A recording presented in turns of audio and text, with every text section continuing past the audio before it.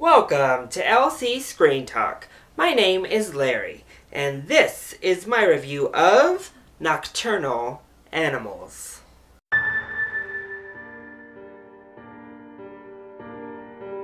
So I was really excited to see Nocturnal Animals. So I was really excited to see that one of our local smaller theaters was playing the film as it expanded this week. I immediately bought up my tickets and headed out to the theater, and I have to say, it lived up to the hype. It lived up to my expectations.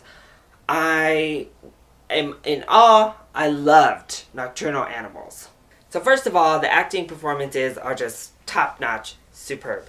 Jake Gyllenhaal was robbed for his performance in Nightcrawler of getting that at least nomination at the Academy Awards. He definitely deserved that.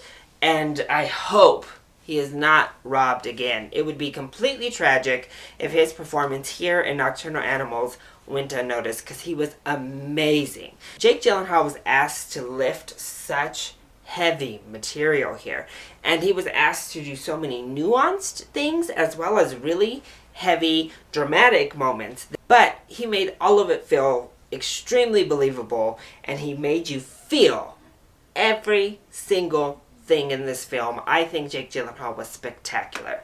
I also think that Amy Adams was spectacular here. Hers was a much more nuanced performance, but it was so strong. I mean, she killed it. She killed it.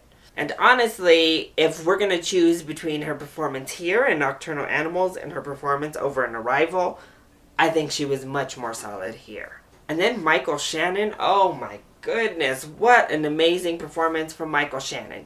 He's been delivering as he usually does, and I think he really needs to be in the conversation because he plays such a different, very odd character, but again, pulls it off so well, as does Aaron Taylor-Johnson. I've never seen Aaron Taylor-Johnson act this well in anything that he's been in. He plays this really crazy, really creepy guy, and wow, he knocks it out of the park.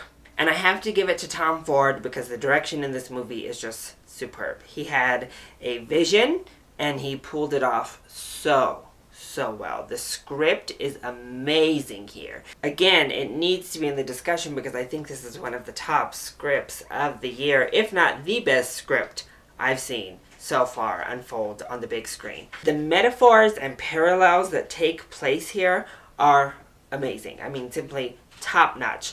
The story within a story, kind of within another story that take place here are so good. And they unfold in this perfect parallel that keeps you gripped on the edge of your seat from the moment we get going all the way through to those credits.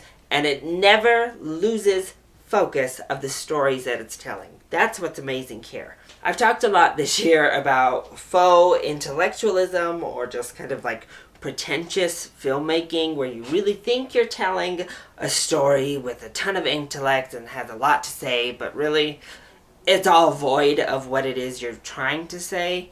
This story really has none of that. I think it has a mission on what it's trying to say, and it has a mission on the parallels and metaphors that it's trying to get across. And without being obtuse and without being in your face, it accomplishes all of these things. And I commend Tom Ford for pulling such a feat off. As for the negatives of the film, I think there are a couple. First of all, as amazing as his overall performance is, I think Jake Gyllenhaal's Texas accent wanes in and out a little bit. Didn't really detract from the performance, just an observation overall. I also think it was a little bit difficult to understand some of the kind of flashback scenes that happened because we had Jake Gyllenhaal and Amy Adams playing their same characters in all timelines, and they look the same. There was no real age differential between, college-aged Amy Adams and Jake Gyllenhaal and current-day Jake Gyllenhaal and Amy Adams. I also think while this film doesn't fall into the traps of pseudo-intellectualism or, kind of that pretentious filmmaking, it definitely falls into overindulgence.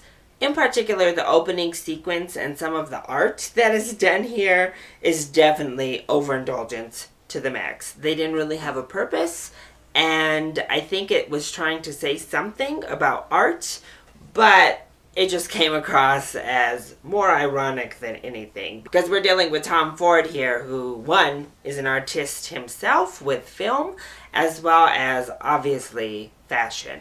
So, for him to be making these kind of claims when it's coming from someone who's a little overindulgent himself, and maybe should take his own advice here, it just seemed completely overindulgent and ironic. But overall, I think Nocturnal Animals was just amazing. It has so much to just think about, to ponder after you leave. Our entire theater was just silent after the film.